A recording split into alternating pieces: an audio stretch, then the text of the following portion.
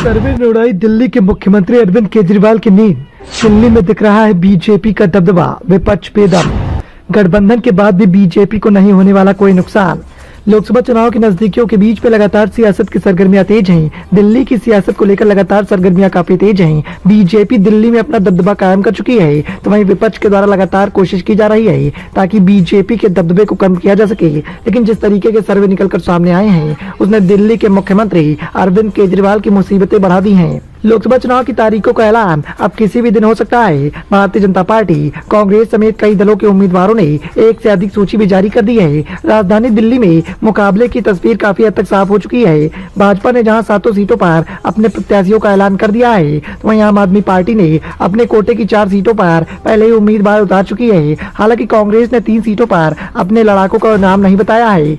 पहली बार दिल्ली में आम आदमी पार्टी और कांग्रेस ने एक साथ मिलकर भारतीय जनता पार्टी से मुकाबले के लिए चुनाव पूर्व गठबंधन किया है। इस एकता में कितना बल है और भारतीय जनता पार्टी को इसका कितना नुकसान उठाना पड़ेगा, ये तो चुनाव के बाद मतगणना के दिन ही पता चलेगा। फिलहाल एक ताजा सर्वे निकलकर सामने आया है, जिसने कांग्रेस और आम आदमी पार्टी की बेचैनी बढ़ाने का काम किया है। उसके मुताबिक लगातार तीसरे चुनाव में भारतीय जनता पार्टी दिल्ली में जीत का परचम लहराने जा रही है। इससे पहले 2014 और 2019 के लोकसभा चुनाव में भी बीजेपी ने 7 सीटों पर कब्जा कर लिया था। ताजा सर्वे के मुताबिक गुरुवार शाम को प्रसारित किए गए सर्वे में मौजूदा लोकसभा चुनाव में भी भारतीय जनता पार्टी दिल्ली की सभी 7 सीटों पर जीत हासिल कर सकती है, जबकि कांग्रेस और आम आदमी पार्टी गठबंधन को खाली हाथ रहना पड़ सकता है। आम आदमी पार्टी और कांग्रेस एक साथ मिलकर भी भारतीय जनता पार्टी का मुकाबला करने में काफी पीछे दिखाई दे रही है। सर्वे का अनुमान है कि भाजपा पिछले लोकसभा चुनाव से भी 1% अधिक वोट हासिल कर सकता है। भाजपा को 57% वोट शेयर मिलने की संभावनाएं जताई जा रही है, तो वहीं आम आदमी पार्टी और कांग्रेस का गठबंधन